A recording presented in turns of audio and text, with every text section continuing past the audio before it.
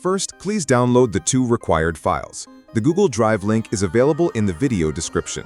After downloading, open the file that contains the prompt and copy it. Next, go to Google Gemini, click the plus icon to upload the video file, and paste the copied prompt below it. Once you receive a new prompt, copy that as well. Then open the Flow tool, the link is also in the description.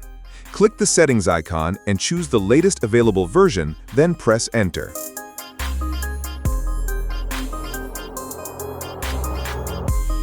After a short while, your video will be ready. You can now click the Download button to save the video in high resolution.